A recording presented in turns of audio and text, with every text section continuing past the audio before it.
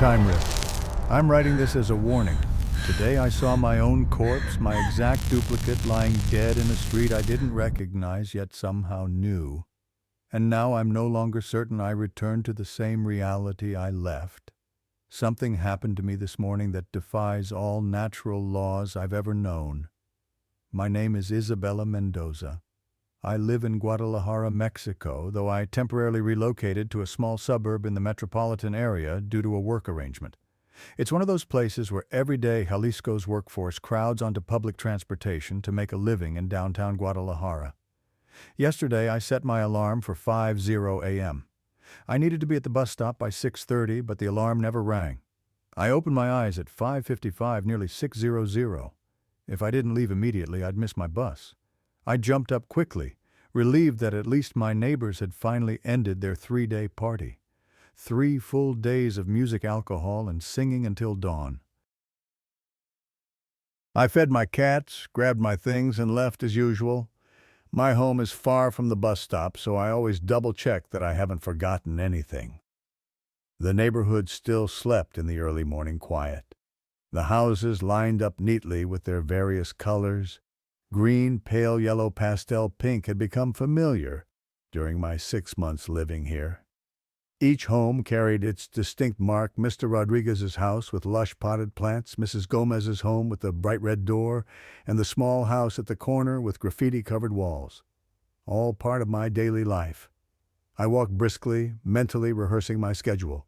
Morning meeting at 9:00, report due by 11:00, lunch with colleagues. If I caught the 6:45 bus, I'd still arrive at the office on time. Another ordinary day of an ordinary office worker. Just one more day, I told myself. Then the weekend comes. I plan to read my newly purchased book and perhaps see a movie.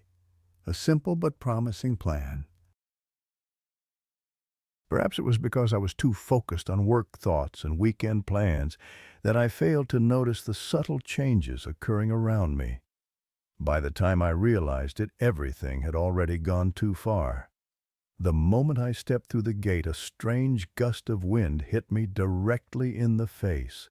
Not ordinary wind, it was a cold, strong current, as if someone had blown directly at me. An eerie sensation ran down my spine. I shivered, telling myself I was just lightheaded from not eating breakfast. I continued walking, trying to ignore the unsettling feeling. Suddenly, as if materializing from thin air, a boy stood before me. He wore a Chivas jersey, but it was an extremely old model from the 2009 season. I greeted him as I always do. I habitually greet everyone as if it shields me from any ill intentions. But the boy just stared at me as if I were the strange one. He didn't return my greeting. There was something wrong in his gaze, too cold, too. Ancient, as if it belonged to another era. "Are you okay?" I asked, but the boy remained motionless, looking through me as if I didn't exist.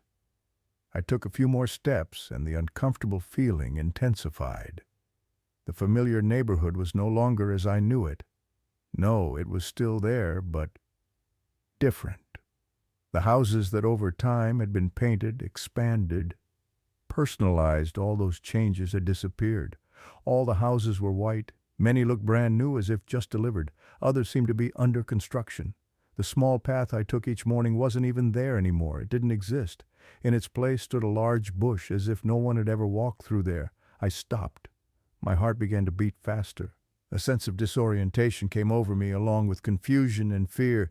"Stay calm, Isabella," I told myself. "It's just fatigue." But reason told me this wasn't fatigue. This was something else, something inexplicable. The first thing I did was look for my phone in my pants pocket, but it wasn't there.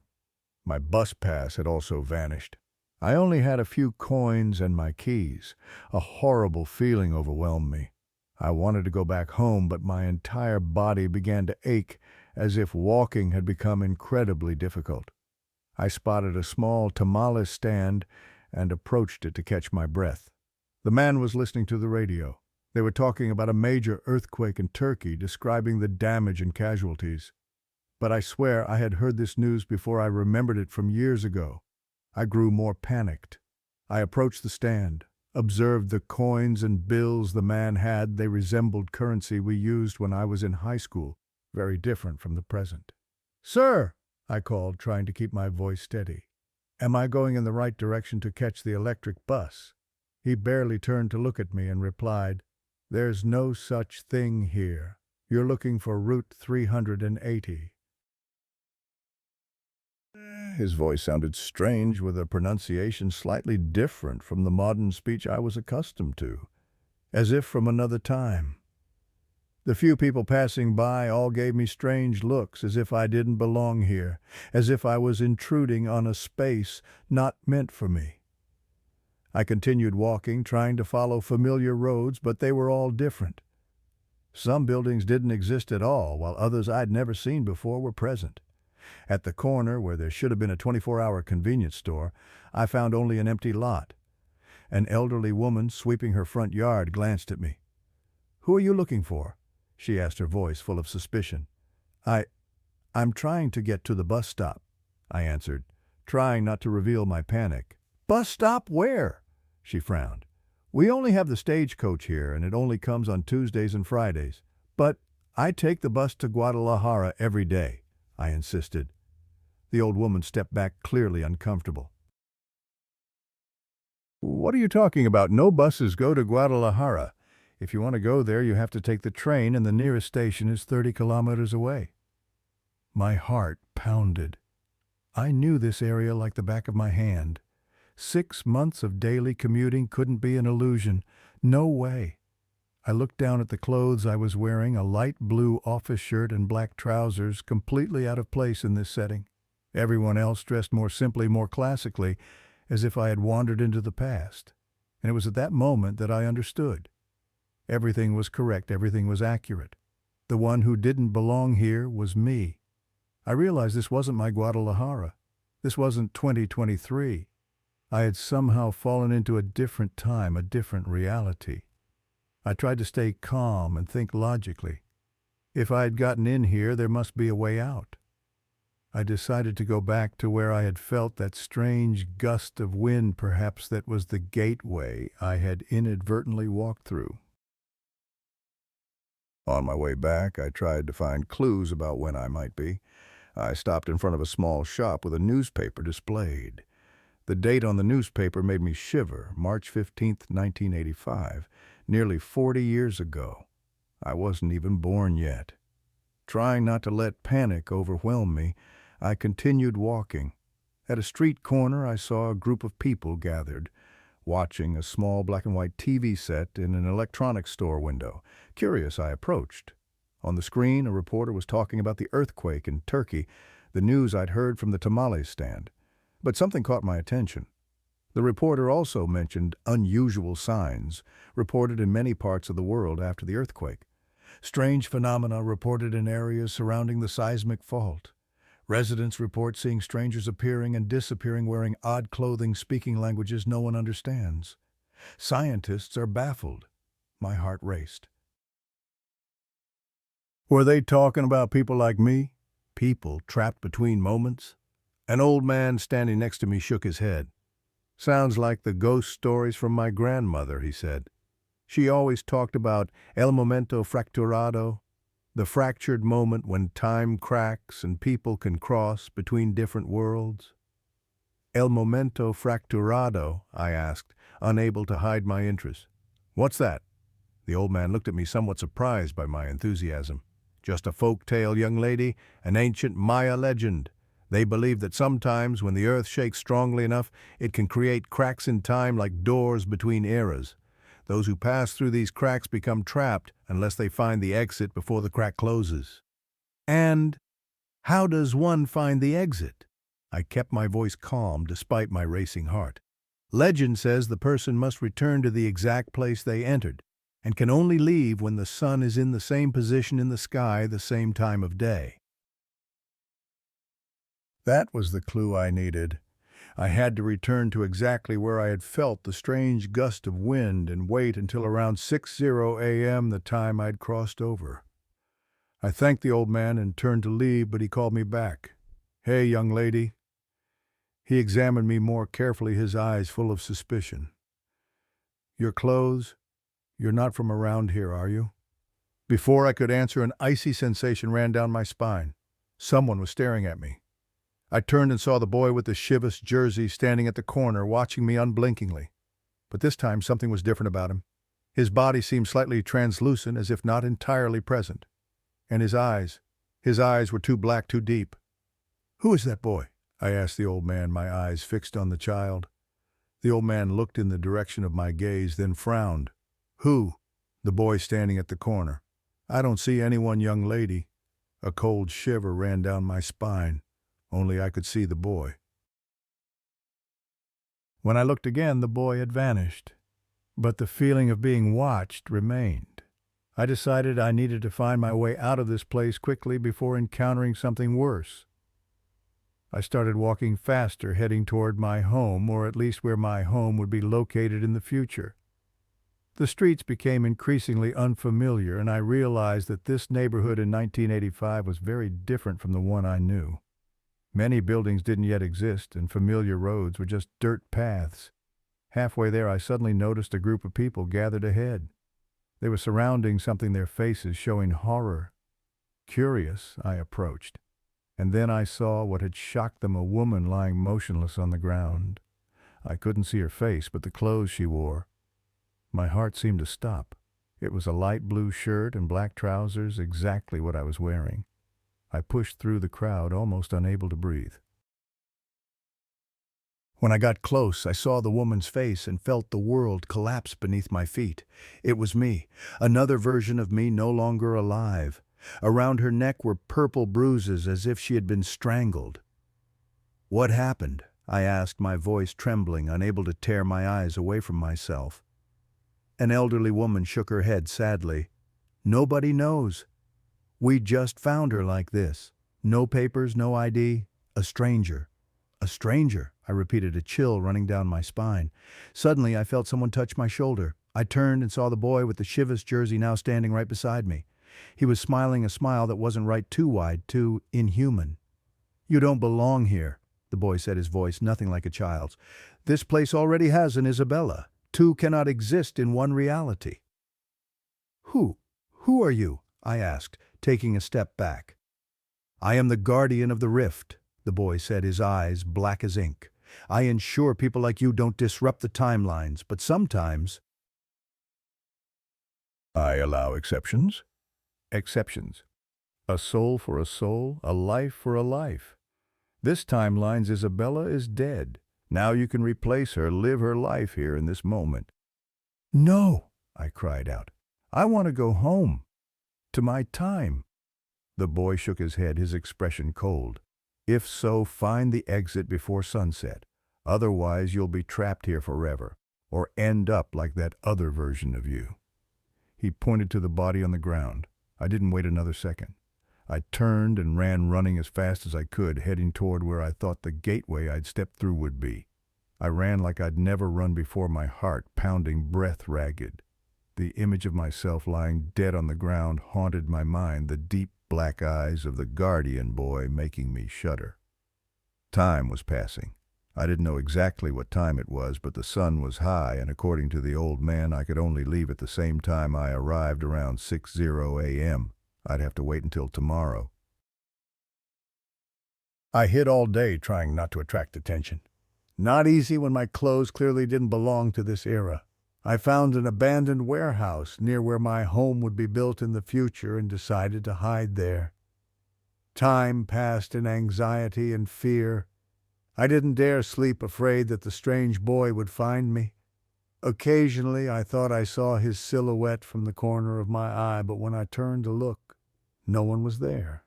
All night I thought about what I had seen, another version of me dead with bruises on her neck. What did that mean? Was it a warning about my fate if I couldn't find my way back? As dawn approached, I left my hiding place and went to the position where I believed I'd crossed through the time rift. Standing there, I waited, my heart pounding at the thought I might have remembered the location wrong. Then I saw him, the boy with the Chivas jersey, standing at the end of the street, watching me with an emotionless stare. This is not where you came through," he said, his voice echoing strangely despite the distance between us. "Then where is it?" I asked, trying not to let my fear show. Follow me." He turned and began to walk. I hesitated. Could I trust him? But what other choice did I have? I began to follow, keeping a safe distance. The boy led me through streets up to a small hill near the edge of town.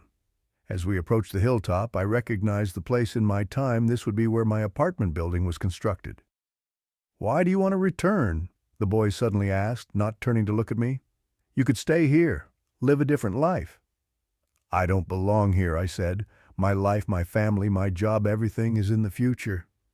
"The future isn't as good as you think," he said, his voice cold. "I've seen it, seen your end, my end." My heart beat faster. The boy turned his ink-black eyes, penetrating me. "1 week after you return to your time, you'll die in a bus accident. A painful and meaningless death. Here you could live a longer life, different." I shook my head, refusing to believe what he said. "How do I know you're not lying?" "I don't care if you believe me or not." He shrugged. "I'm just offering a choice. Stay here and live as another Isabella, or go back to die." We reached the hilltop as the first light of dawn appeared. The boy stopped and pointed to a spot in front of us. "That's the rift. You have 1 minute to decide." I looked where he pointed, but saw nothing unusual, just normal air, perhaps slightly shimmering like the air above a hot desert. I looked back at the boy, trying to read his expression, but his face was empty, emotionless. "Why are you giving me this choice?" I asked.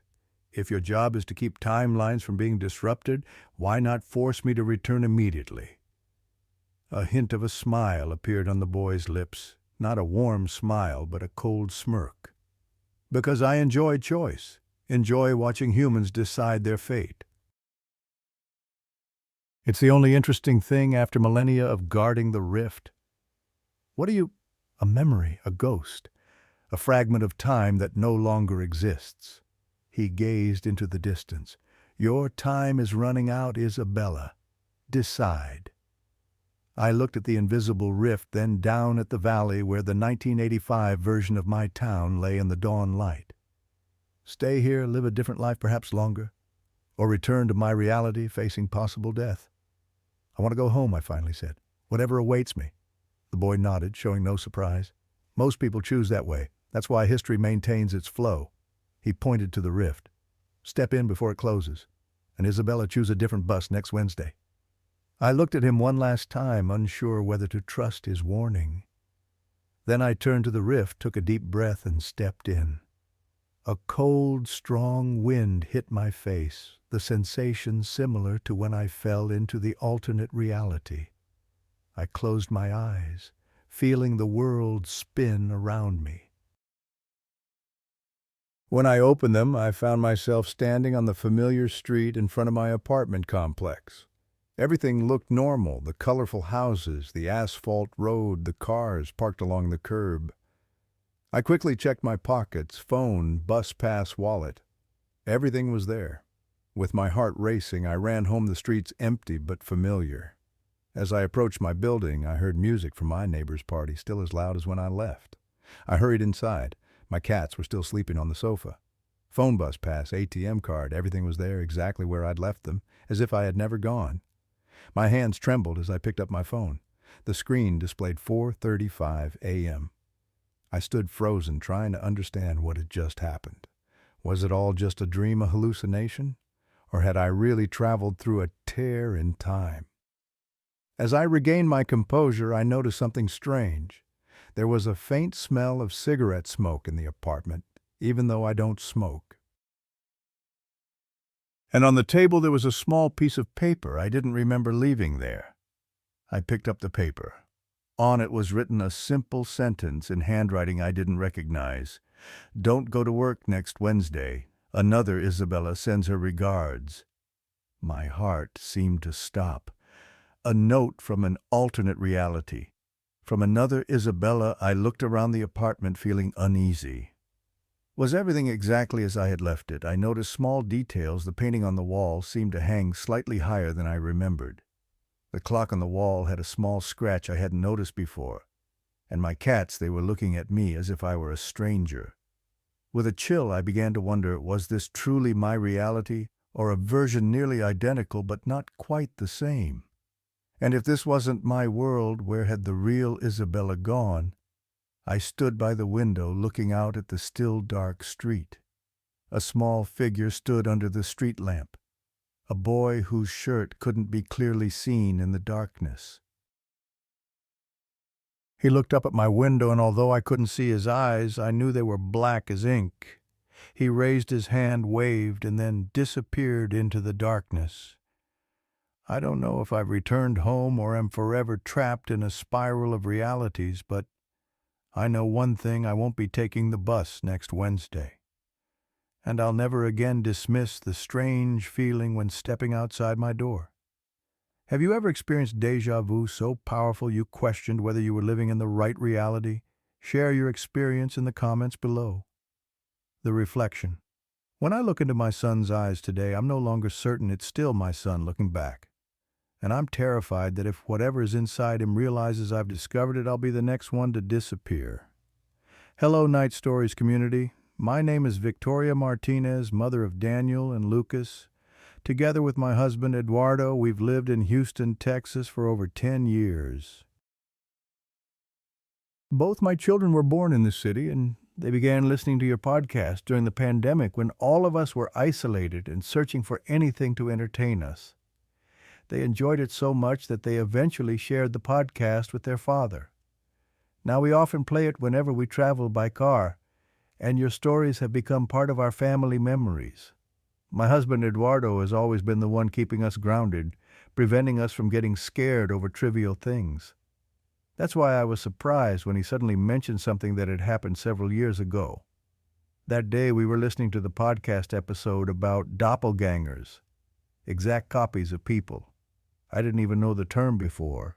Things that could impersonate others looking identical but harboring something evil inside. When the podcast ended, Eduardo looked at us with a rare seriousness and asked, Do you remember what happened in the garage?" The three of us looked at each other in confusion. The boys had the same expression as me, not understanding what was happening. Then suddenly I felt my heart skip a beat. The memory I had buried deep in my mind suddenly returned as if someone had just unlocked a securely fastened door. We had never spoken about it after it happened, but now it appeared as clearly as if it had just happened yesterday. 2015, a year I'll never forget. Daniel was only 7 years old, a happy, talkative, and energetic little boy. Lucas, our older son, was 10 and going through an early, difficult phase, as if adolescence had arrived prematurely. Lucas had always been an advanced child, smarter than his age, and sometimes too sensitive to the world around him. It was an ordinary Sunday. We had just returned from grocery shopping for the week. It was late when we got home, and as usual, the whole family unloaded bags and arranged everything. Eduardo parked the car in the garage connected to the kitchen. He closed the automatic garage door because it was extremely hot outside, with Texas summer temperatures easily exceeding 100 degrees Fahrenheit. While I was putting meat in the freezer, I heard the children arguing as usual, one saying the other wasn't helping, the other complaining he had carried more bags, normal sibling squabbles. Then suddenly Daniel remembered he had left his iPad in the car. "I forgot my iPad in the car," the boy said, anxiety clear on his face. "Then go get it," I told him, continuing to arrange the food. "But hurry up, I need you to help with the cereal boxes." Daniel nodded and left the kitchen, heading straight to the garage where our SUV was parked. It was a normal moment on a normal day. Nothing notable, nothing to indicate our lives were about to change forever. Less than 10 seconds later, Daniel returned. But when he appeared in the kitchen doorway, I immediately knew something was wrong. His eyes were wide open, filled with fear, his breathing rapid as if he'd run a long distance, although the garage was only a few steps away. He stood there frozen, unable to speak. Lucas, always sensitive to his brother's emotions, approached Daniel and asked, "What's wrong? Where's the iPad?" Daniel began to tremble and stammered something none of us could understand. Lucas, somewhat irritated, moved closer and said, "What? Speak up." Daniel, still staring toward the garage, finally whispered so quietly we could barely hear, "I'm sitting in the car." My heart seemed to stop. I thought maybe he was joking, but Daniel's face wasn't the expression he had when joking. It was pure fear. Eduardo noticed it too and stopped what he was doing. "What did you say, Daniel?" my husband asked, his voice calm but tense. Lucas, always brave when it came to protecting his brother, walked toward the garage. It was completely dark in there. The light from the kitchen only illuminated a small corner of the floor. The car was tightly closed, but Lucas still moved forward. I was about to call Lucas back when I heard him scream, a loud scream of real fear like I'd never heard from him before. "Mom, Dad, there's someone in the car! There's someone in the car!" Lucas shouted, his voice trembling. Daniel began to cry and ran to hide behind Eduardo. I quickly moved to the door and saw what Lucas was seeing in the back seat of the car. It was Daniel, or something that looked like Daniel, because it was completely identical. Same clothes, same round face, but something wasn't right. It sat too straight, too rigid, as if taller and thinner, the body proportions incorrect. And it was smiling, a smile not belonging to a child, a forced smile with unnaturally white teeth, white to the point of being unnatural, as if they were dentures. But the worst part was that it was staring at us, all four of us standing at the door, as if waiting for us to come closer. I felt a chill run down my spine as I looked into its eyes.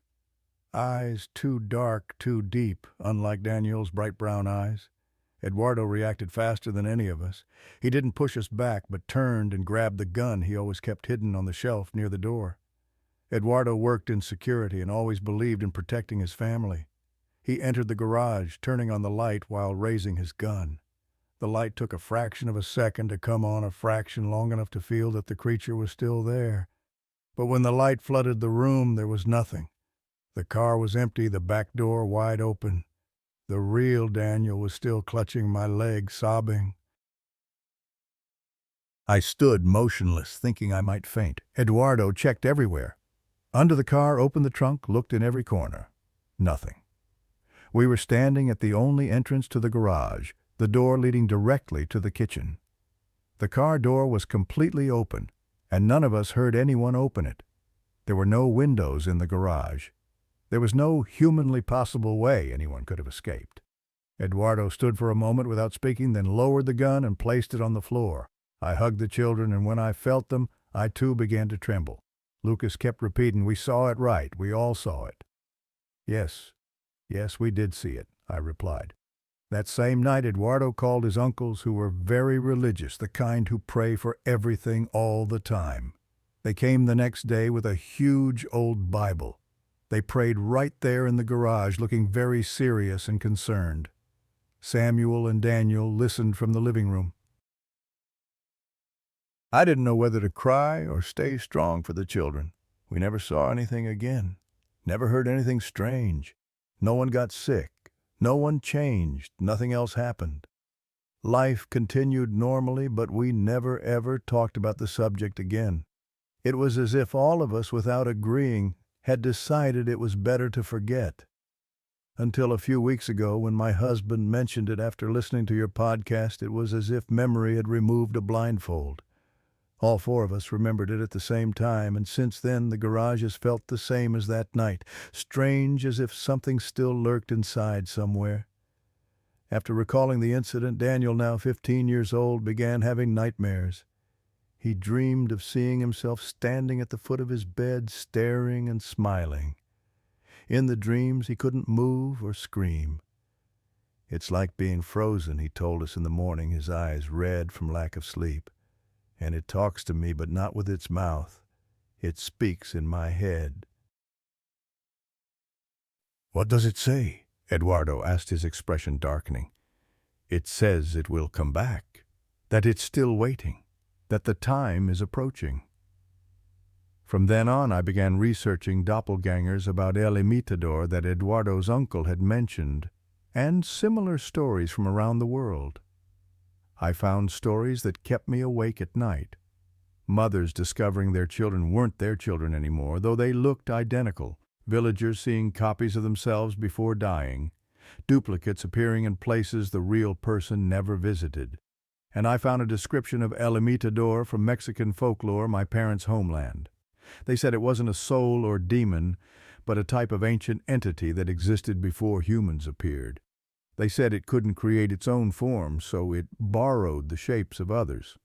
But to truly become someone, it had to be invited in, permitted whether accidentally or intentionally. I began to wonder, had we inadvertently invited it in? Was it because we told Daniel to go get the iPad without accompanying him, or was there something else? 2 nights after my research, Lucas, now 18 years old, knocked on our bedroom door at midnight. "I remember something else about that night," he said, eyes wide in the darkness. "Something I never told anyone. Eduardo and I sat up waiting. Before that thing happened in the garage," Lucas said, his voice shaking. "I saw Daniel standing in front of the bathroom mirror, but when I called him, he turned around and said he had been in the living room the whole time. I thought I was mistaken, or maybe it was the lighting, but now I'm not so sure anymore." "Are you certain?" Eduardo asked, his voice serious. "Not entirely, that's why I never mentioned it. But now, after listening to that podcast..." Eduardo and I looked at each other, unsure what to say. Was it a sign of something? Had that entity been in our house before we saw it in the car? The following night I woke up to a small sound from downstairs. Perhaps Daniel getting water, I thought, but still decided to check. I went down the stairs in the dark with only the dim glow from the nightlight to guide my way. When I reached the living room, I saw Daniel's silhouette standing by the window looking out. "Can't sleep, honey?" I asked softly. Daniel turned, smiling at me in the darkness. "I'm just thinking, Mom." Something in the way he stood, the way he smiled, made me pause. "Thinking about what, son?" "About that night," he said, his voice slightly different. "I wonder why we were afraid. Maybe it didn't want to hurt us. Maybe it just needed a place to stay." My heart beat faster. "You should go to bed, Daniel. It's late." "Do you ever wonder where it came from?" Daniel continued, ignoring what I said. "Maybe it was lonely too, like me." "Daniel, go to bed now," I said, my voice firmer, trying not to let fear show. Daniel turned away from the window and walked toward me. In the dim light, I couldn't clearly see his face, but I could see his smile, too wide, too rigid. "You're not Daniel, are you?" I whispered, taking a step back. The figure stopped. "How well do you think you know your son, Mother Victoria?" He tilted his head to one side, a gesture not like Daniel at all. "Would you notice if he disappeared? Or if he was already gone?" I was about to scream when the room light switched on. Eduardo stood at the light switch, and Daniel, the real Daniel, was standing beside him, his eyes wide with fear. "Mom, who are you talking to?" Daniel asked, his voice trembling. I looked back to where the figure had been standing, but there was nothing. Just an empty living room, closed windows, and my own faint reflection on the glass. After that incident, we knew that El Imitador, or whatever it was, hadn't disappeared as we thought. Perhaps it had been there all along, waiting, watching. Or maybe it had been recalled when we remembered it and talked about it. We called Eduardo's uncles again, but this time they brought an elderly Mexican woman whom they said had experience with problems like this. Her name was Doña Luz, and although she looked very small and fragile when she entered our house, I felt as if a power had arrived with her. "How long has it been here?" was the first thing she asked without introduction. "We saw it 9 years ago," Eduardo answered, "but only recently saw signs of it again." Doña Luz shook her head. "No, my son. It's been here before that. Long before. You just recently saw it." She went through each room in the house, pausing especially long in Daniel's room. She looked at all the mirrors, opened all the closets, and looked under the beds. Finally, she stopped before the family portrait hanging in the living room, a photo of all 4 of us at Disney World 3 years ago. "This child," she pointed to Daniel in the photo, "he's different, always felt different, correct?" I nodded, surprised. Daniel had always been the more sensitive, dreamier child, unlike Lucas, who always seemed to know who he was and what he wanted. "He is a door," Doña Luz said. Some souls, they are more fragile than others. The boundaries between them and the other world are not clear. That's why El Imitador was attracted to him. It saw an opportunity. An opportunity to do what I asked, though I wasn't sure I wanted to know the answer. To live, she answered simply. To experience our world. They cannot do that unless they have a host, a body. I felt cold. So it wants to possess my son. That's what they always want, Doña Luz nodded. But you stopped it that night. Now it's looking for another way. What other way? Eduardo asked. By making the child willingly allow it, she said, her voice lowering. That's why it speaks to him in dreams, trying to persuade him. If the child invites it in, then no ritual can push it out. We called Daniel into the room and explained what Doña Luz had said. The boy, now a teenager, looked frightened but also curious. Have you ever felt like someone was watching you or talking to you? Doña Luz asked, her voice gentle. Daniel hesitated, then nodded. Not just in dreams, he admitted. Sometimes when I look in the mirror, I see, not me, as if someone else is looking back. And lately I hear a voice. It says it can help me, that it can make me special. I just need to invite it in. I burst into tears, unable to control myself. Eduardo put his arm around Daniel's shoulders. You must not do that, do you understand? He said, his voice stern but full of concern. Whatever it says, whatever it promises, you must never invite it in. Doña Luz took from her bag a small pouch filled with herbs and a small bottle she said had been blessed. She performed a complex ritual, burning the herbs and walking around the house, paying special attention to all mirrors and the garage. She drew symbols with the blessed water on our foreheads and taught Daniel a special prayer to recite before sleeping. This will keep it out of your dreams, she told Daniel. But you must always be vigilant, never talk to it, never look in its eyes too long, and above all, never ever invite it in. Before leaving, Doña Luz gave me a small mirror in a silver frame. Keep this under the child's pillow, she instructed. If El Imitador tries to approach him in the night, it will see itself instead of the child, and that will frighten it. After Doña Luz's ritual, things became quiet. No more nightmares, no more voices, no more strange images in the mirror. We began to relax, believing we had finally escaped the entity. 2 weeks passed peacefully. Daniel slept better, and even Lucas said he felt relieved, as if an invisible weight had been lifted from the house. Then one night I woke up feeling someone was watching me. I opened my eyes and almost screamed when I saw Daniel standing beside my bed looking down at me. Daniel, I whispered, not wanting to wake Eduardo. Can't you sleep? Can I sleep with you? He asked, his voice small and frightened. I had a nightmare. I moved over, making room for him on the bed. Of course, sweetheart, come here.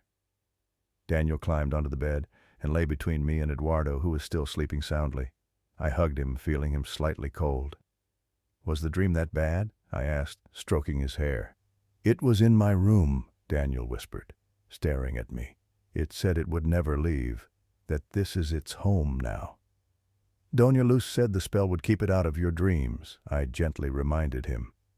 I read it, Daniel said, his voice strange. But maybe it doesn't work anymore. He turned to me, and in the dim moonlight from the window I could see a smile on his face. Or maybe it's too late already. My heart pounded. What do you mean, too late, honey? Maybe it's already in, Daniel said, his voice changing, becoming deeper, more mature. Maybe it's been here all along. I turned on the bedside lamp, and what I saw froze the blood in my veins. The smile on Daniel's face was too wide, the teeth too white, and the eyes too dark, too deep, not my son's eyes. I screamed, waking Eduardo. He sat up abruptly, and when he saw Daniel lying between us, he reached across to pull me away from the bed. That's not Daniel, he whispered, his face pale.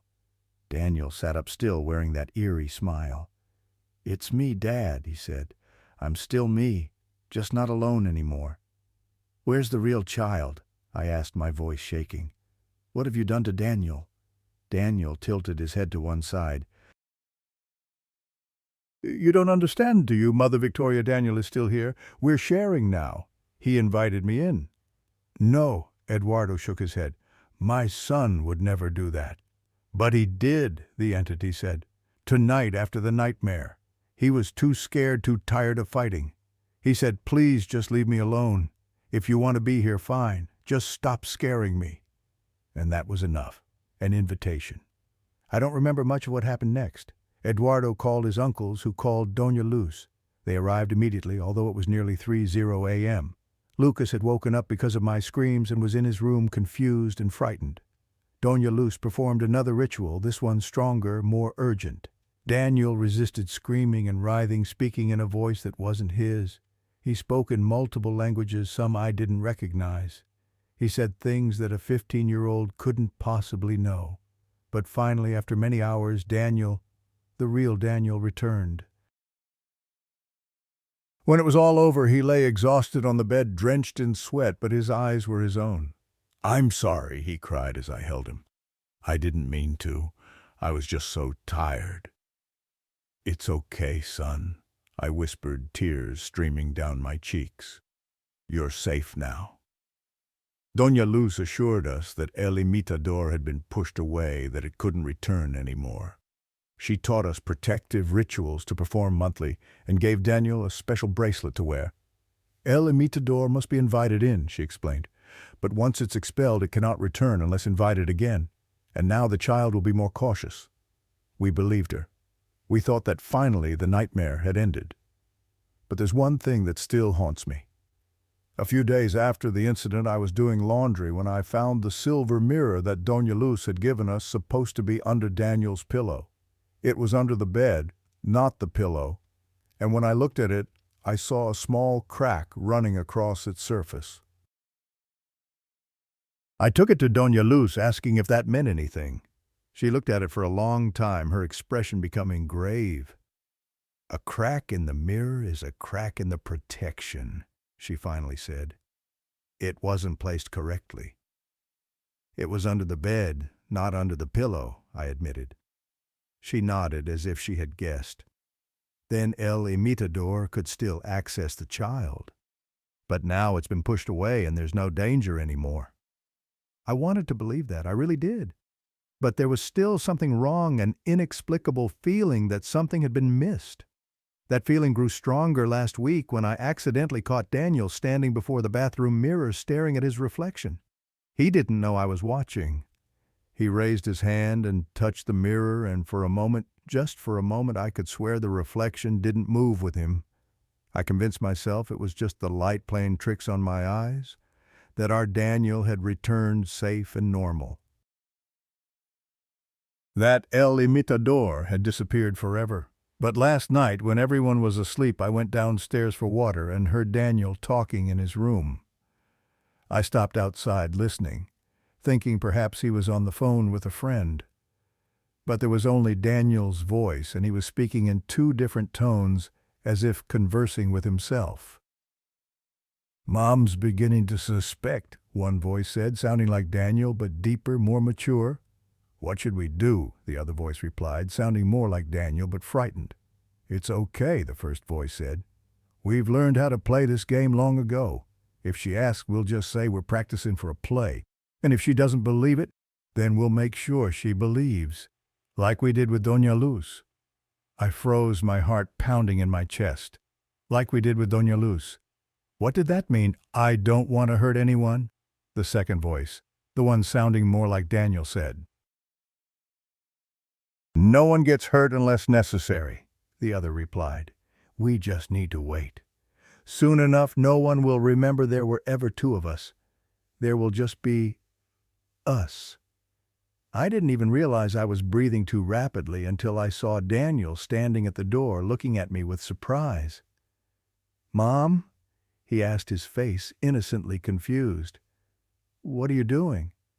I was just getting water, I said, trying to keep my voice steady.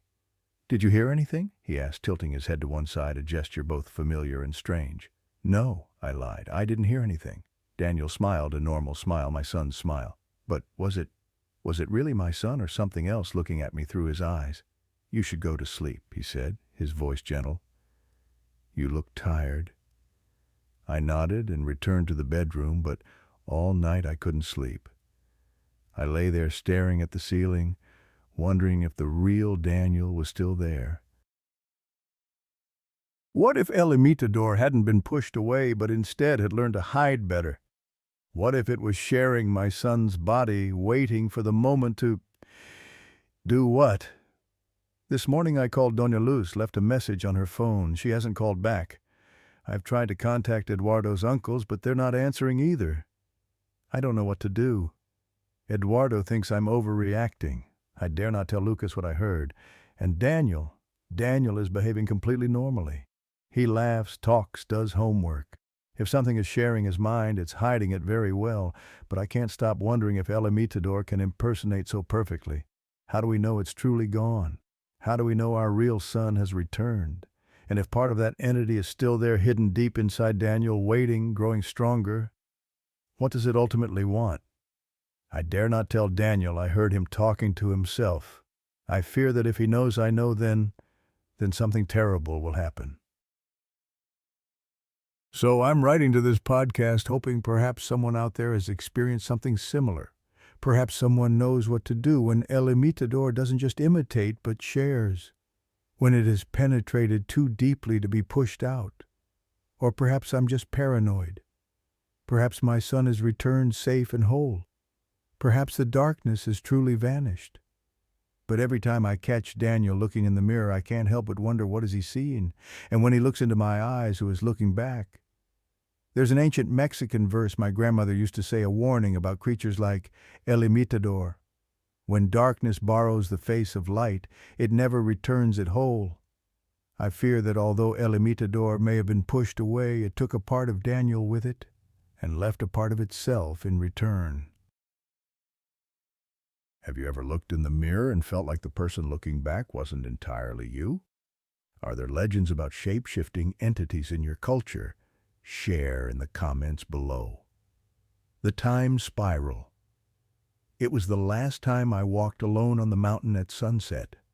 Not because I got lost, but because I found an entrance to a lost era, and the entities I encountered there marked my bloodline forever. Hello, Uriel and Night Stories community.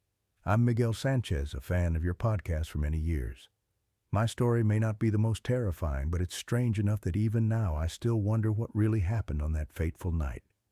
I was born and raised in a small village called Chilitla in San Luis Potosi, Mexico.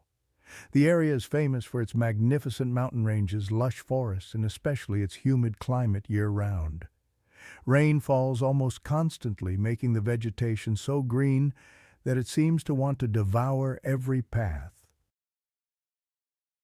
I love my homeland with its wild beauty and ancient legends, though I've since moved to Monterey and occasionally work in Little Rock, Arkansas. When I was 14 years old, back in 1997, a strange event occurred that forever changed how I perceive reality and time.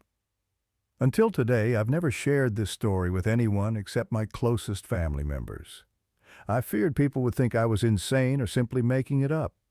But listening to your podcast, I realized perhaps the time has come to speak the truth. That afternoon, my girlfriend Elena and I, along with my two cousins Teresa and Carmela, decided to go to Cerro Quebrado Broken Hill, as we called it. It was one of our favorite spots for taking photos and watching sunsets. Cerro Quebrado wasn't the tallest mountain in the region, but from its peak you could see the entire valley and villages sprawled below, a breathtaking view when the sun set.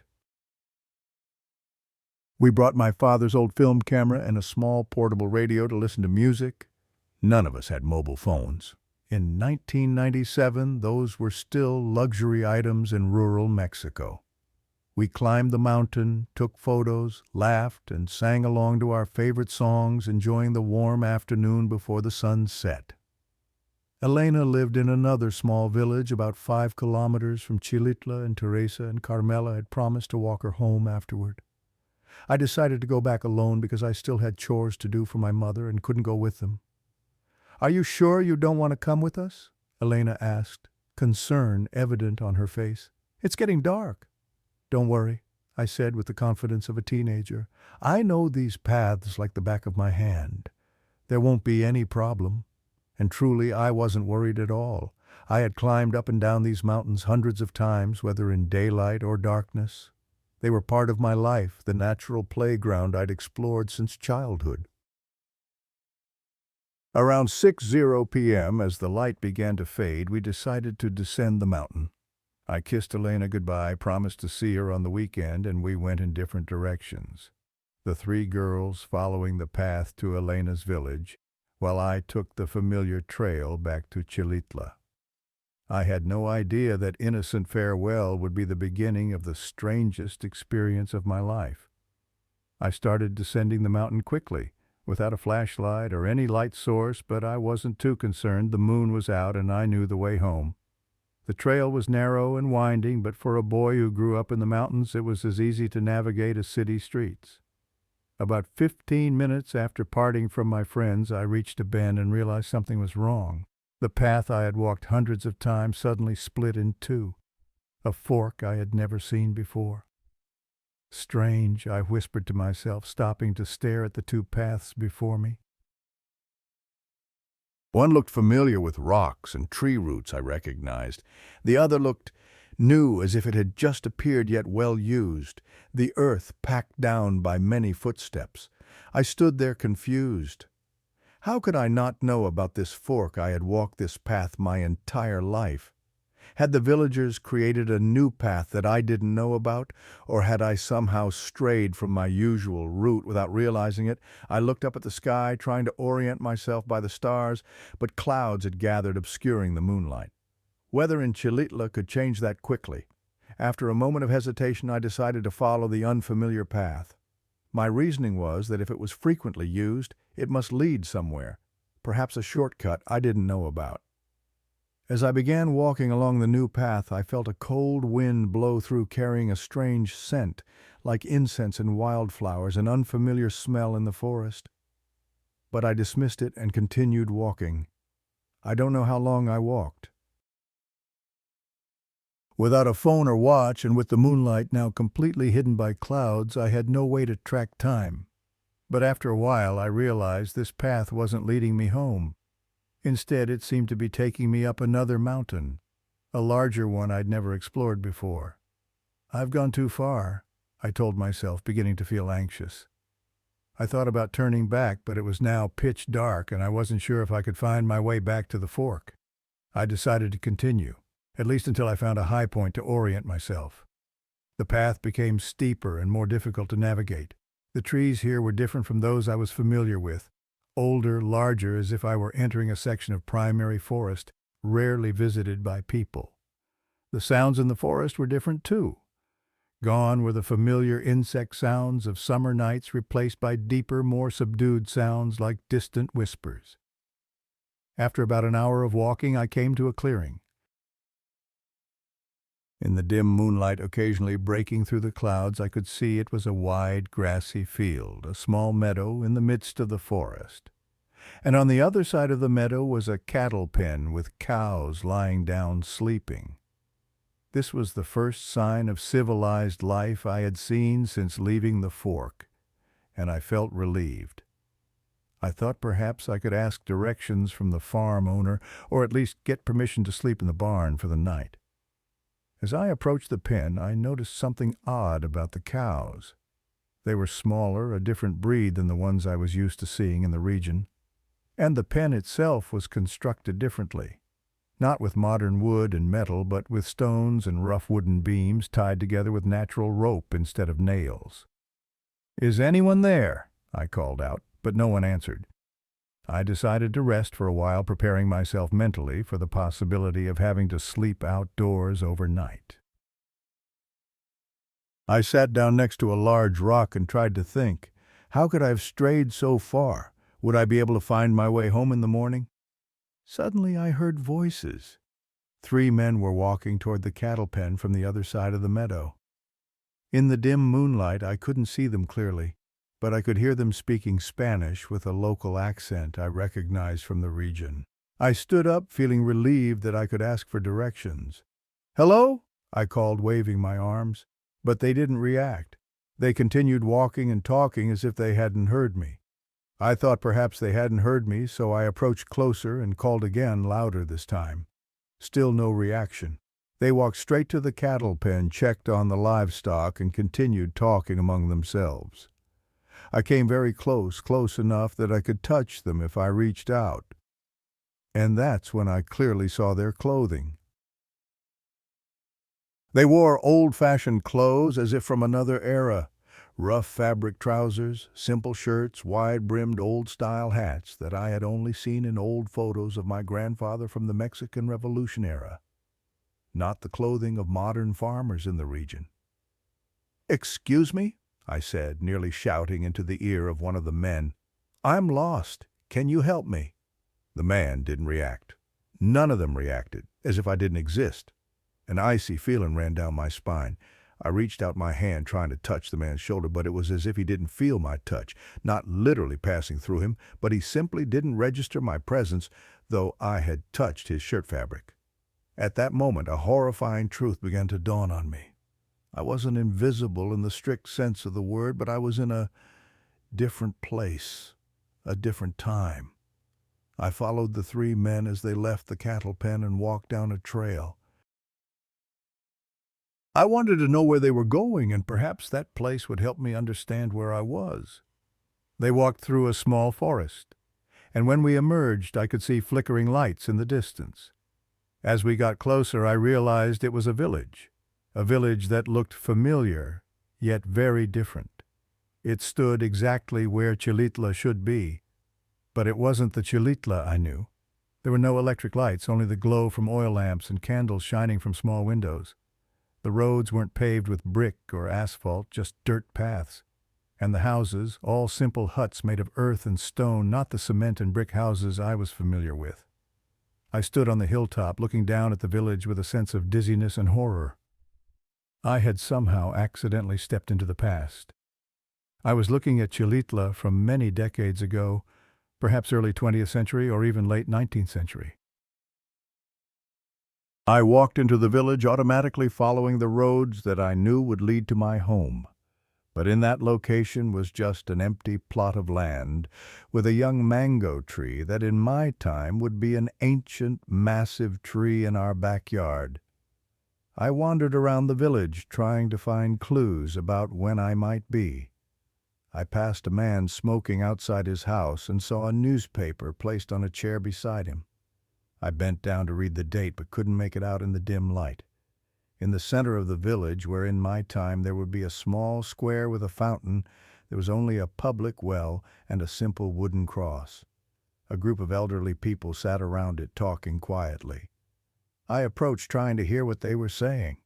They were discussing a recent uprising in the South and someone named Zapata. Emiliano Zapata, a hero of the Mexican Revolution, who had died in 1919. I was somewhere during the Mexican Revolution period, perhaps the 1910s or early 1920s. Nearly a century before my era, a feeling of disorientation and fear washed over me. How could I get back? Would I be trapped here forever? And if so, how could I exist in an era I didn't belong to, where no one could see or hear me? An elderly man in the group suddenly looked in my direction, making my heart race. His eyes, though cloudy with age, seemed to be looking directly at me. Unlike the others, he seemed aware of my presence. "Someone is standing there," the old man said, his voice trembling. "A lost soul." The others looked in my direction, but clearly saw nothing.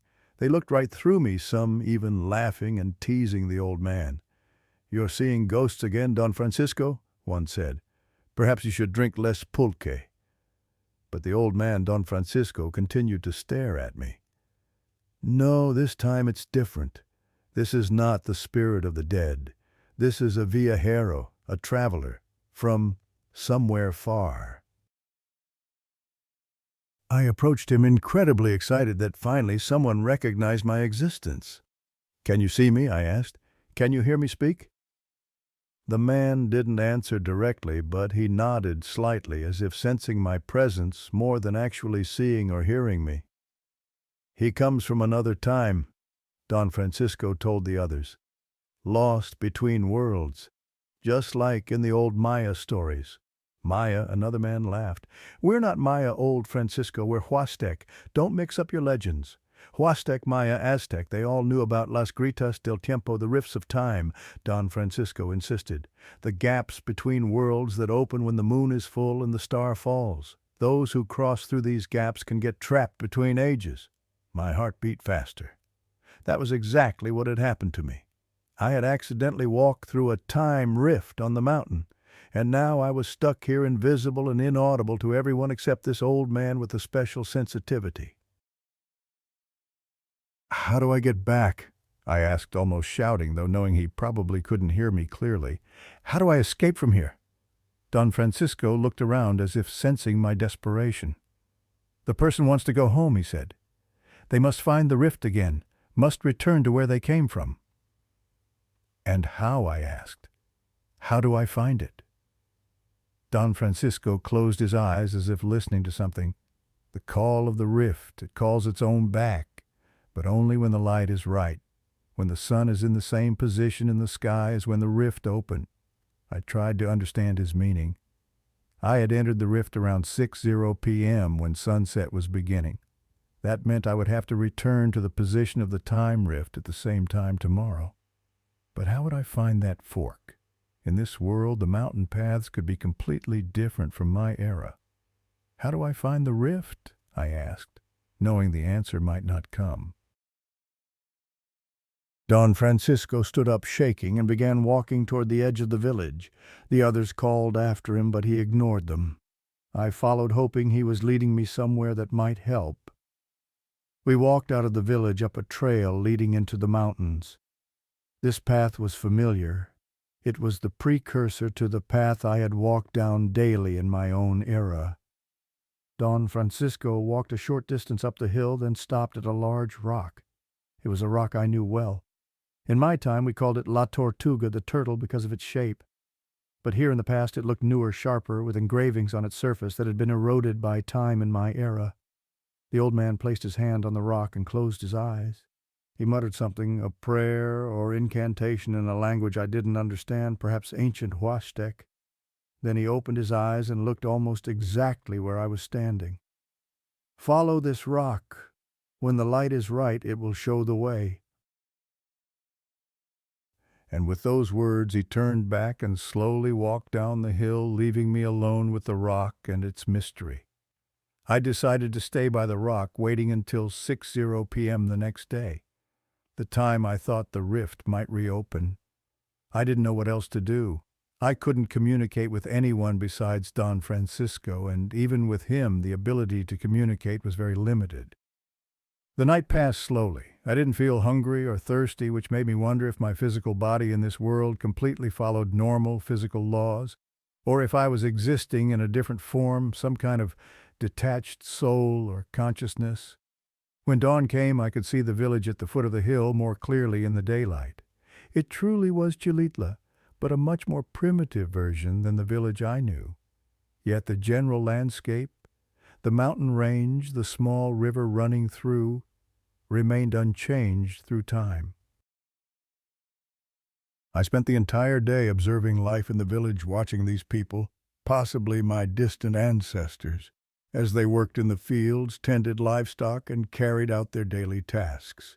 Everything was slower and more laborious than modern life, but there was also a simplicity and harmony that I didn't see in my era. As evening approached, I grew more anxious. What if my theory was wrong? What if the rift didn't reopen at 6:00 p.m.? Or worse, what if it opened in a different location that I couldn't find? As the sun began to set, I saw Don Francisco climbing the hill once more. He wasn't alone. A small group of villagers came with him, apparently curious about the spirit he said he had seen. When Don Francisco reached the rock, he pointed in a direction higher up the mountain. "Follow the light," he said, seemingly speaking to me, though not looking directly at me. I looked in the direction he pointed and saw something miraculous. Sunlight was streaming through a distant mountain gap, creating a brilliant beam of light that shone directly on a point on the mountainside. That light beam didn't seem to follow normal optical laws. Too concentrated, too clear in the late afternoon air. Without hesitation, I began climbing toward the light beam. It was a difficult journey through dense bushes and steep slopes, but I was motivated by the hope that this might be my only path home. As I approached the beam of light, I began to feel a vibration in the air, a sensation like static electricity making the hair on my arms stand up. The sounds around me became distorted, as if I were hearing through a layer of water, and then I saw it. A crack in the air, not entirely visible but perceptible, like a heat wave distorting the scenery behind it. And through that crack I could dimly see another reality, brighter colors, different sounds, a sense of modernity.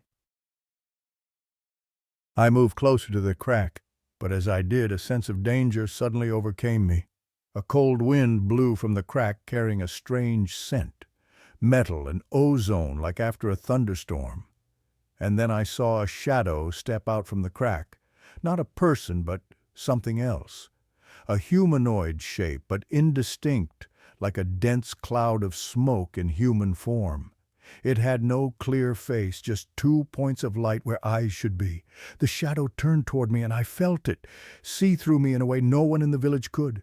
It saw me and I knew it didn't belong in this world or mine. Humans should not cross through rifts, a voice echoed in my head, though the creature didn't open its mouth. This is not a place for your kind. I didn't mean to, I said, my voice shaking. I got lost. I just want to go home. The entity moved closer to me, moving not like a human, but like smoke drifting through the air. There are laws, it said in my mind. There is order. Timelines must not intertwine. I don't want to disrupt the order, I said, taking a step back. I just want to return to where I belong. The entity stopped the points of light where its eyes should be staring at me. Many like you have stepped through rifts. Some find their way back, some do not. Some become something else. Something else like what? I asked, not sure I wanted to know the answer. Like us, the entity replied. Trapped between worlds, belonging nowhere, observing but never participating. The Guardians. I felt a profound fear. Was this to be my fate if I couldn't get back to become one of these Guardianas, these smoke beings trapped between ages? The rift will close soon, the entity said. You must decide, return or stay, but remember, if you return you carry the mark of the rift. No one can cross between worlds without being changed. I didn't need to think. Despite the risk of being changed, I still wanted to go home, back to my family and my life. I want to go back, I said, my voice more certain. The entity moved aside, clearing my path to the rift. Then go, but never seek rifts again. Next time they may not lead you home. I approached the rift, feeling stronger vibrations as I got closer. I could see my world, the familiar colors and sounds blurry on the other side. Without looking back at the entity, I took a deep breath and stepped into the rift. The sensation of passing through the time rift is indescribable, as if every cell in my body was simultaneously stretched and compressed, as if I existed and didn't exist at the same time. I felt a current of energy pass through me, hot and cold simultaneously, and for an endless moment I could see everything, every possibility, every version of reality spreading before me like an infinite network of branches and paths. Then suddenly it ended. I fell to the ground, gasping for breath, and felt solid earth under my hands. When I opened my eyes, I found myself lying on the familiar trail at the exact position where I had seen the strange fork. The sky still had the last light of day, the sun having just dipped below the horizon. I stood up, my body aching as if I had run a marathon. Looking around, I saw the path had only one route, no fork at all. Whatever I had seen before, it had vanished. With my heart pounding, I began walking down the mountain, heading home. Everything looked familiar. The rocks, the trees, the contours of the landscape. This was my world, my era. When I approached the village, I saw the familiar electric lights, heard the sounds of radios and TVs from houses. I almost cried with relief. I ran to the corner grocery store, a modern shop I had visited hundreds of times.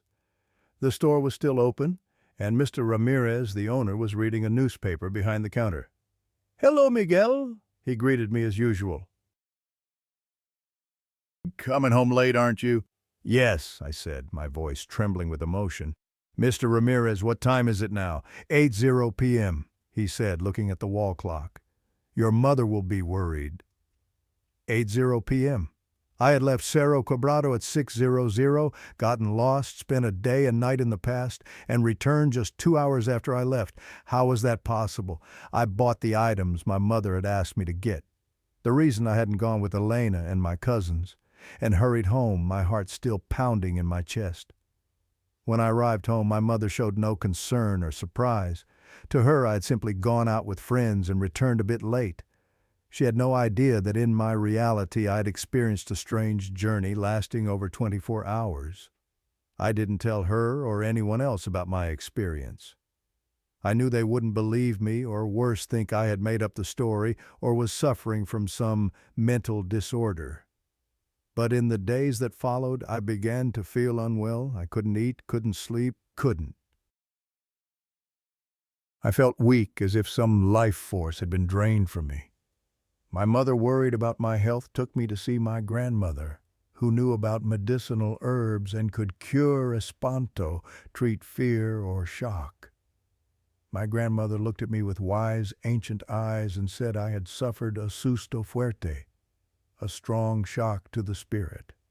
She performed an ancient ritual, burning herbs, praying, and rubbing my body with a fresh egg to draw out the bad energy.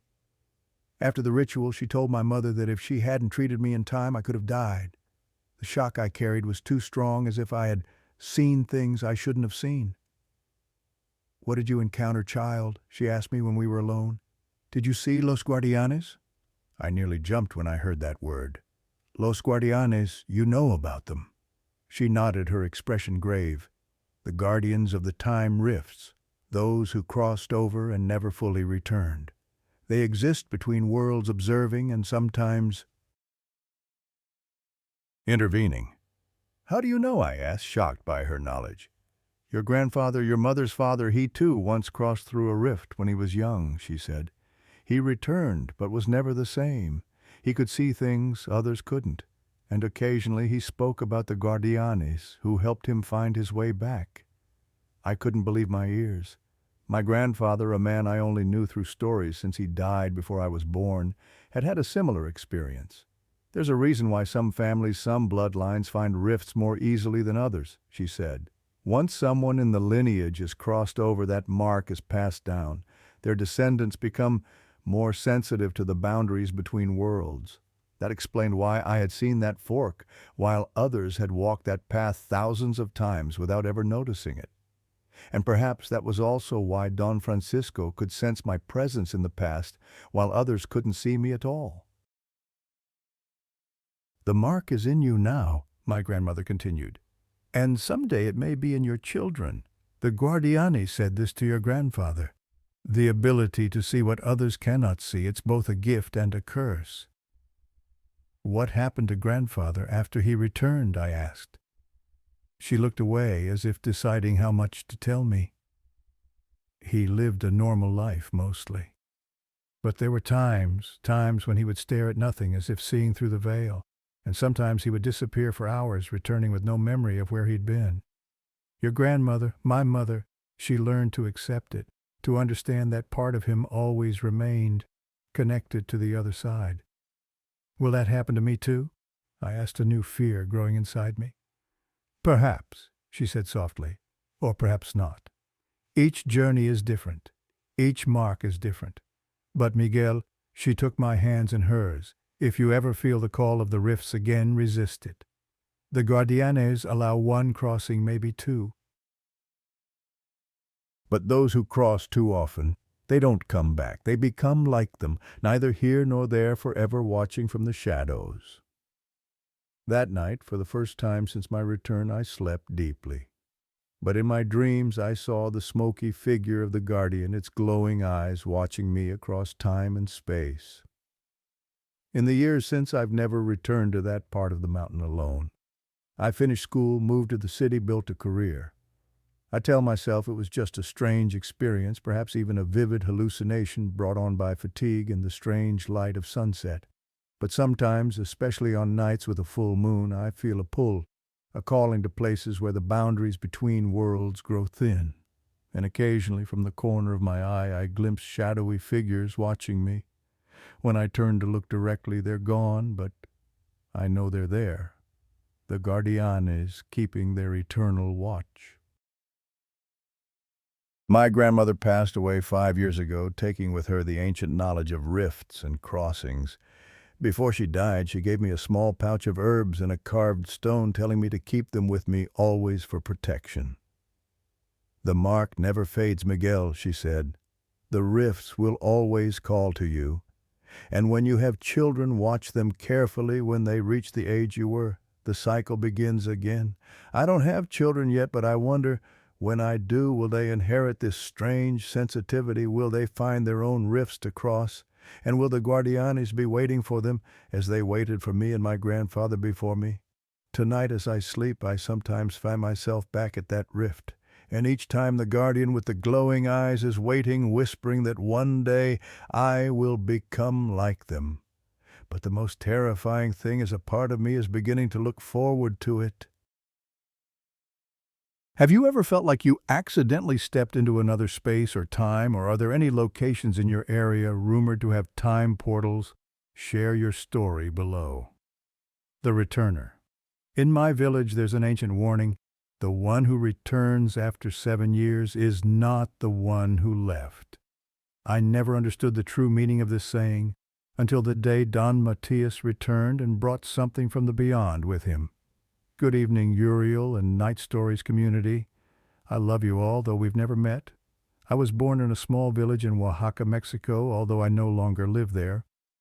I want to tell you something that happened when I was a child, a story still told in the village, though hardly anyone remains who remembers it clearly. I was about 9 years old when it all happened. I recall my mother always talking with Don Matias's wife, a very hard-working, serious man from our village. He had 2 children, a boy and a girl, teenagers at that time older than me. One day Don Matias went to the mountain to gather firewood. In our village this was completely normal, but that night he didn't return. At first there wasn't even alarm, because sometimes people stay overnight on the mountain if darkness catches them. But days passed and nothing. They searched for him. Men with machetes, rifles, and flashlights went deep into the forest. They found neither his clothes nor his bag, nothing. And so his wife had to continue with life. The children grew up, went to work in the city, and the woman was left alone, sad. 7 years passed like this, 7 years that I remember well, until one day he returned. It was around lunchtime on what seemed like a boringly normal day when we heard someone coming down the dirt road and the dog started barking. My mother went out first to see who it was. Then I followed. It was Don Matias, in the same clothes, the same face, as if he had left just the afternoon before, without a single additional wrinkle, without a single change. The surprise was so great that several neighbors came out with my mother, spoke to him, touched him. He was there completely whole, confused, but alive. My mother asked him, "Where have you been, Don Matias?" And he just frowned, looking around as if seeing everything for the first time. The women brought him water and food, wanted to sit him down. He looked at them, but didn't recognize them. He appeared worried, like a lost child. Then he asked, "Why does everything look so different, comadre?" "And you," a man said to a friend of his, "why are you bald?" My mother froze, because it seemed like he had stepped out of 7 years ago. It seemed as if he had been lost just yesterday. Suddenly the door to his house opened and his wife came out. When she saw him, she nearly fainted. The women held her up. She wanted to hug him, but he held her back with his hands, as if frightened. After embracing and kissing him, she ran to the store telephone, the only one in the village, to call her children, to tell them to come back, that their father was there, that he was alive, that he had returned. I moved a little closer to see better, and I'll never forget how Don Matias's face looked. It was as if he were listening to something the rest of us couldn't hear. He was looking toward the forest, as if someone were speaking from there. My mother told him to stay still, not to go anywhere, but without saying another word, he suddenly started running toward the mountain. No one could stop or catch him.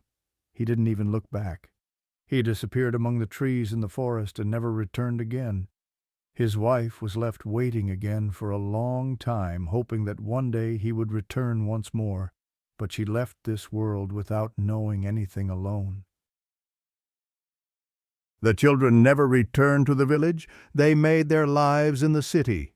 The little house remained empty. No one moved in to live there. The truth is, since that day, I have never gone near the forest alone because nobody knows where Don Matthias was for those 7 years or how long he had really been gone. We only know that when we saw him, he hadn't aged, that when he returned, time wanted to take him back again. When I went to college in Mexico City years later, I took a class on folklore and indigenous beliefs. The professor talked about an Oaxacan legend called El Tiempo Robado, the stolen time. According to ancient belief, certain places in the forest exist where time flows differently. If a person enters these places, they might experience only minutes or hours while years pass in the outside world. These places were said to be homes of ancient spirits who collect humans, sometimes keeping them for decades before releasing them unchanged. The professor explained that these spirits, called los colectores, the collectors, were neither good nor evil. They simply existed outside our understanding of time and occasionally became curious about humans. The legend warned that those who escape from los colectores are forever marked caught between worlds and often return to the spirit realm willingly or unwillingly. As he spoke, I felt a chill. This was exactly what seemed to have happened to Don Matthias. He hadn't aged in 7 years because for him perhaps only hours had passed. And when he returned, something, los colectores, called him back. When I returned to my village for my mother's funeral 15 years after Don Matthias's disappearance, I spoke with Doña Carmen, the oldest woman in the village. She told me something she had never shared before. The night before Don Matthias returned, she whispered, her ancient eyes clouded with cataracts, but still intense, I dreamed of him. In my dream, he was standing at the edge of the forest, but he wasn't alone. There was something beside him. Not a person, but a shadow that moved like smoke. It had no face, but it spoke with many voices. It said, "We're sending him back to see if he remembers how to be human. But part of him will always be ours now." "Did you tell anyone?" I asked. "Who would believe an old woman's dreams?" she replied. But when I saw him the next day, I knew. His eyes, they weren't only his eyes anymore. Something else was looking through them. She told me that in the years following Don Matthias's second disappearance, strange things began happening near his abandoned house. Lights would appear in the windows at night, though no one lived there. Sometimes people passing by claimed they could hear conversations inside, a man's voice speaking and then responding to itself in a different tone. Children avoided the place, saying they felt watched whenever they went near. Dogs would growl at the empty doorway. Eventually, the village council decided to board up the house, hoping to contain whatever lingered there. But the strangest part of all, Doña Carmen said, was what happened on the anniversary of Don Matthias's return each year. People reported seeing a figure at the forest edge, Don Matthias unchanged, watching the village. But he never came closer than the tree line, and if anyone approached, he would step back into the shadows and vanish. "Last year," Doña Carmen whispered, "Pedro the butcher's son swore he saw not one but 2 figures at the forest edge. Both looked like Don Matthias, standing side by side, identical but somehow different. One seemed solid human, the other seemed less substantial, as if made of evening mist.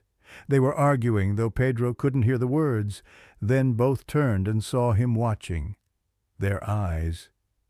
Pedro said their eyes glowed in the twilight. He ran home and fell ill with a fever that lasted 3 days. I left the village the next day, unsettled by Doña Carmen's story. I told myself it was just superstition, the kind of tale that grows in isolated communities. Perhaps Don Matthias had simply suffered from amnesia or mental illness, and his return to the forest was tragic but explicable. That's what I told myself until last night. 40 years after the events, now that I'm living in a modern apartment in Monterey, far from the forests and mountains of my childhood. I was preparing for bed when I glanced out my window and froze. Standing beneath the streetlight was a figure I recognized immediately, despite the decades that had passed. Don Matthias unchanged, not a day older than when he had returned to our village that afternoon. He was looking directly up at my window. I stepped back, heart racing, then forced myself to look again. He was still there, but now I noticed something I hadn't seen at first. Beside him was another figure, identical in every way but slightly transparent like a reflection in glass. Both were looking up at me. As I watched, paralyzed Don Matthias, the solid one, raised his hand slowly and pointed toward the mountains far to the south toward my village. The other figure, the transparent one, pointed at me. Then Don Matthias's mouth moved, forming three distinct words I could read even from a distance. "Don't tell anyone." I closed the curtains and sat on my bed, shaking. When I finally gathered the courage to look again an hour later, the street was empty. I've spent today researching everything I can find about similar cases, people who disappeared and returned unchanged years later. There are more stories than you might imagine from all over the world. Many follow the same pattern. The returned person seems confused, doesn't recognize how much time has passed, and often disappears again shortly after their return. What troubles me most isn't that Don Matthias came back or even that he left again. It's the implications of what Doña Carmen told me about seeing two figures. If part of Don Matthias remained with Los Colectores, did part of Los Colectores come back with Don Matthias? Was something wearing his form learning to be human? And if so, why has it now found me, the last living person who remembers the true story I'm writing this as a record, in case anything happens to me? The image of those two figures standing side by side haunts me. I keep wondering if there were two Don Matthiases that night at the forest edge, which one was the real man, the solid one or the transparent one? Or had the distinction ceased to matter after 7 years in that other place? Tonight I'll lock my doors and windows, though I suspect that wouldn't stop whatever visited me last night. In my homeland, there's a saying, "When the forest claims someone twice, it leaves watchers for those who remember."